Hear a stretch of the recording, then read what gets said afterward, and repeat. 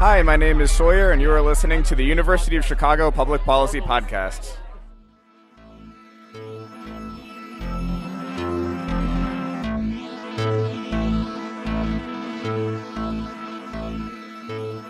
Hello there, and welcome to this episode of the Just China News Pulse series.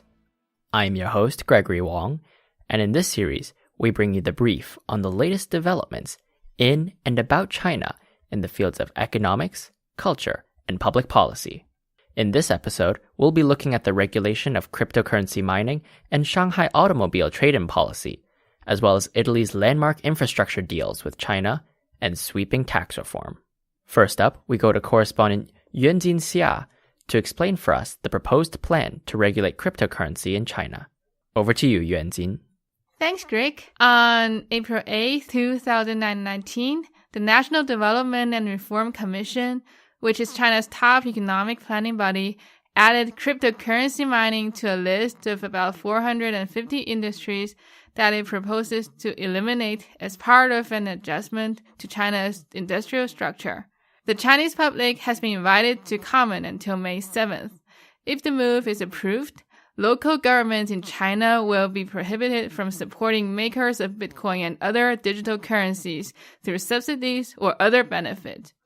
Among those 450 industries, cryptocurrency mining attracted the most international attention due to the fame of Bitcoin. The major motive for the government to shut down the industry is environmental protection. The Chinese government views Bitcoin mining as a source of energy waste and believes that related carbon dioxide emissions could feed into global warming. In addition, as these mining activities are responsible for abnormal electricity consumption, the smooth running of local power grid is also threatened.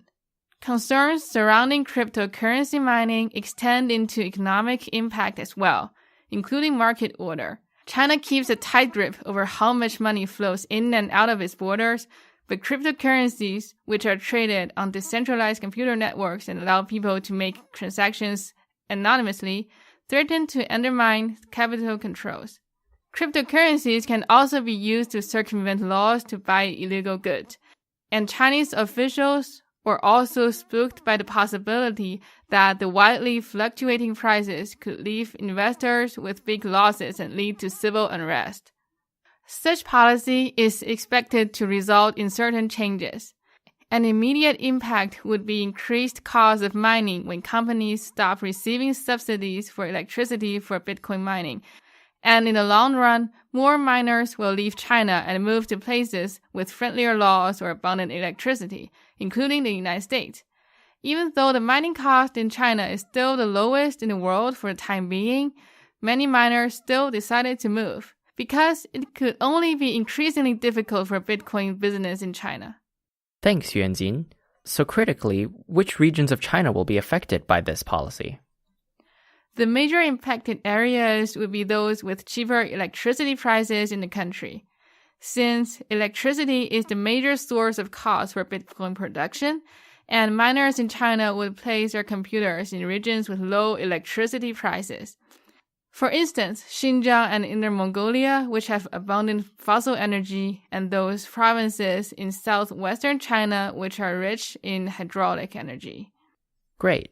So where are the companies that are going to be affected based? Are these companies multinational, or are they located in China as well? Although it is a domestic decision made by Chinese government, this policy is expected to have international impact. For example, the global distribution of Bitcoin production will change a lot when Chinese companies move out. Based on different estimates, between 40% and 70% of the world's mining power is in China. When more miners plan to move abroad, that will result in the decentralization of cryptocurrency. So do we know where most Bitcoin owners are? For example, will most of those impacted be Chinese business people, or will they be also from overseas? Well, it is hard to say. There are people who try to calculate the global distribution of Bitcoin ownership, but it is difficult to get the accurate number. Because it's easy to track the location of the DNS of the owner on the internet, but it's much harder to find the individuals behind these servers. However, what we're currently sure about Bitcoin is that owners are not obviously impacted by such policy, as the price of Bitcoin haven't fluctuated after this proposal being carried out. Great. Thanks, Yuanjin. We now transition to correspondent Bing Ge to explain for us the automobile trade-in subsidies in Shanghai. Over to you, Bing.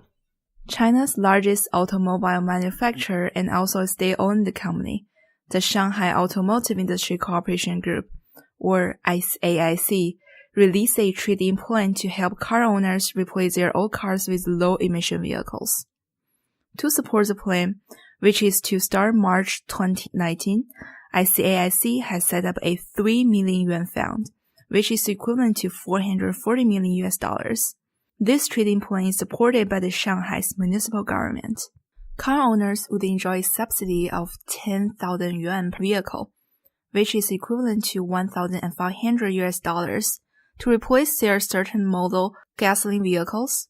If the new car is an electric one, then the participant will receive a larger subsidy of 15,000 yuan or $2,250.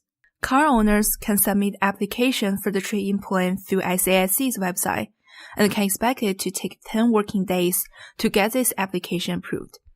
Applicants will then receive a redemption code that they can use when they purchase from SAIC dealers. This trade-in program will end this June, but Shanghai's municipal government will continue to phase out emission-heavy cars. Besides offering vehicle purchase subsidies to private car owners, on the public vehicle side, the city will also subsidize the purchase of new energy public vehicles, such as electric buses. Meanwhile, the government plans to add more electric vehicle charging stations and hydrogen stations to facilitate the growth in new energy cars and further accelerate the adoption of them. Thanks, Bing. So why exactly is it that the Shanghai municipal government is initiating this trade-in program? I believe there are basically 3 reasons. The first one, obviously, is about environmental protection. The air pollution in China is so severe, especially in big cities, where vehicle emission becomes a major source of air pollution. In the past decade, the Chinese government has provided substantial subsidy to support the adoption of clean energy cars, and it works really well. That electric vehicle sales are skyrocketing in China until the government phased out these subsidies recently. But it's not only about air pollution, it's also about economic growth. Such a trade-in program also increased consumption in the time of economic stagnation from last year. Chinese vehicle sales in 2018 are about 28 million units, which is 1/3 of the global new car sales. Not only that China is the world's biggest auto market, but China's giant auto sector has been a major driver of China's economy. But because of the recent cooling economic growth and the trade war between the US and China, auto sales have been falling continuously in the past months. So this program can give incentives to people to make car purchase by offering subsidies. Also, we notice that it is a car company, SAIC, that is offering this subsidy, although supported by the Chinese municipal government. So I would argue that the government is trying to unlock private capital and motivate the private sector to accelerate the adoption of clean energy vehicles.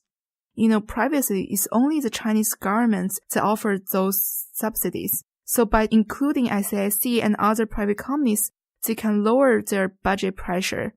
It could be a win-win situation for the government and the automobile manufacturers. Consumers would purchase more eco-friendly clean energy vehicles that will reduce emission and drive up car sales at the same time. Thanks, Bing. Next up is our story on the landmark deal between Italy and China. On the 23rd of March this year, Italy became the first Western European nation to sign on to China's Belt and Road Initiative, despite the skepticism the plan has faced from the United States and other members of the European Union. According to Reuters, the deal could be worth up to 20 billion euros, or nearly $23 billion. The signing of the Memorandum of Understanding on Beijing's trade and infrastructure scheme took place in Rome over President Xi's 6-day trip to Europe, in which he tried to ease concerns about Chinese investment in the region. 29 other agreements were also signed, including areas as wide-ranging as satellites, e-commerce, and banking, to agriculture, beef and pork imports, and natural gas. The agreements that caught the attention of people around the world, however, are the 2 port management deals between China Communications Construction and the Italian ports of Trieste and Genoa. Trieste, which is in the northern Adriatic Sea, and Genoa, Italy's biggest seaport, are strategically important for China in offering a link between the Mediterranean Sea and landlocked countries that China would like to expand the Belt and Road Initiative to, such as Austria, Hungary, the Czech Republic, Slovakia, and Serbia. Concerns over this deal amongst neighbors are widespread, however. With details yet unclear as to how the ports would be managed, European nations are wary of their possible use for naval deployment by China. This worry is due to the visits that Chinese warships have paid to Greece's port of Piraeus, the other port management deal in Europe that is a part of the Chinese Belt and Road Initiative. While the Italian government has pushed ahead in signing the deal, likely due to economic woes of facing the 3rd recession in a decade, it did remove from the Memorandum of Understanding references to data sharing, 5G telecoms networks, and strategic infrastructure. The United States has been pressing its allies to ban Chinese tech company Huawei from developing their 5G networks in their nations. Not only has the United States have opinions about this deal, but also the European Union as an organization. The EU has not remained silent on the issue of cooperation by its member states with China. Ahead of Xi's trip to Europe, the European Union Commission and the High Representative proposed 10 actions to member states, including requiring reciprocity in market access and investment, and raising awareness of national security risks concerning these deals. An important point to note is the background of one of the key actors driving the deal, Italian Undersecretary of State for Economic Development, Michele Geraci. An avowed Eurosceptic who has written China-friendly opinion columns in leading Chinese financial magazine Caixin, Geraci was an adjunct finance professor at Zhejiang University in Hangzhou from 2009 to 2018. Internally, support for the deal has not been unanimous. Ivan Scalfarotto, a member of parliament from the Democratic Party of the major opposition faction of the Italian parliament, asked, "What does the promotion of export have to do with a memorandum that has no legal value and serves only to take sides politically?" We'll be back after the break.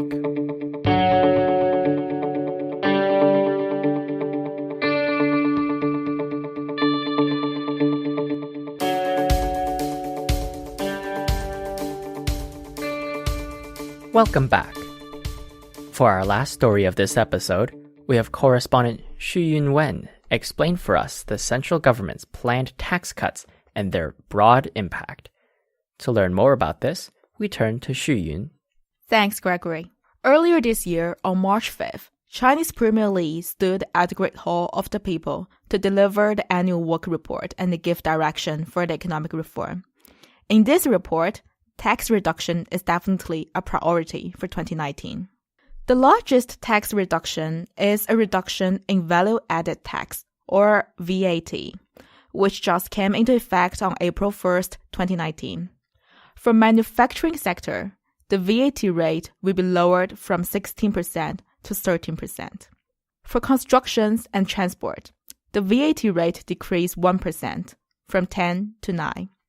As value-added tax accounts for about 40% of the total tax revenue that Chinese government collects every year, we should think this reduction as a very serious and significant one. In addition to reducing VAT rate, China will also reduce social insurance costs for employers. Depending on the discretion of local governments, the pension contribution rate for employers may be further lowered.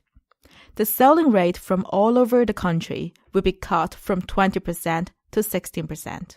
Generally, the tax cuts are said to be worth 2 trillion yuan, or say $298 billion. Also, the government's tax revenue this year is expected to be reduced by 800 million yuan, equivalent to $119 million.